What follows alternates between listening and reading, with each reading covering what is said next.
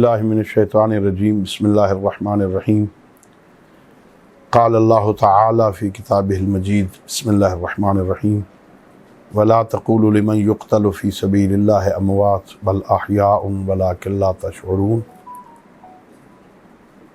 اللہ رب العزت کی راہ میں شہادت ایک بہت بڑا منصب ہے جو برگزیدہ لوگوں کا مقدر ہوتا ہے۔ جناب محترم ذاکر اہل بیت نوید عاشق BA شہادت پا کے ایک عظیم منصب پہ فائز ہوئے ہیں۔ اللہ انہیں شہدائے کربلا کے ساتھ معشور فرمائے۔ نہایت ہی ہر دل عزیز شخصیت تھے، نہایت پیار کرنے والے، محبت کرنے والے ذاکر اہل بیت تھے۔ وہ شہادت پا کے سرخرو ہو گئے۔ اب ان کے بعد ہماری ذمہ داری کیا ہے اور حکومتی اداروں کی ذمہ داری کیا ہے؟ یہ فرقہ واریت کا عفریت پھر ایک مرتبہ سر اٹھا رہا ہے۔ مختلف علاقوں میں وہ لوگ پھر منظم ہو رہے ہیں اور یہ کارروائیاں شروع کر دی ہیں انہوں نے۔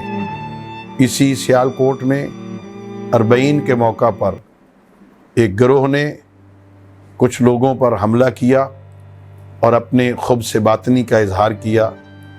اگر وہاں ادارے سٹینڈ لیتے اور اس جلوس پر حملہ کرنے والوں کو سزا دیتے، کیفر کردار تک پہنچاتے، تو آج شاید یہ واقعہ نہ ہوتا۔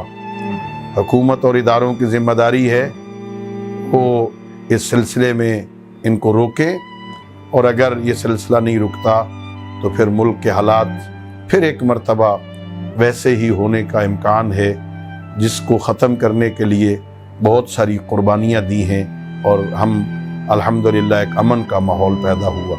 اور اس کے ساتھ ساتھ میں اپنے بھائیوں اور اپنے عزیزوں سے یہ عرض کروں گا کہ آپ لوگ حالات دیکھ رہے ہیں، اپنی صفوں میں اتحاد وحدت قائم کرو۔ آپ کا اتحاد ہی آپ کی کامیابی کی ضمانت ہے۔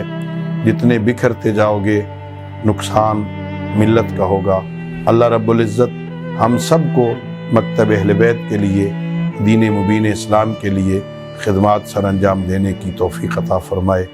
جہاں شہید کے درجات کی بلندی کے لیے ہم دعا گو ہیں، میں ان کے لواحقین، ان کی بیوہ، ان کے بیٹے، ان کی بیٹیوں سے، ان کے خاندان سے تعزیت کا اظہار کرتا ہوں۔ اللہ رب العزت ان کے لواحقین کو، شہید کے پسماندگان کو صبر جمیل اور اجر جزیل عطا فرمائے۔ وآخر دعوانا الحمدللہ رب العالمین۔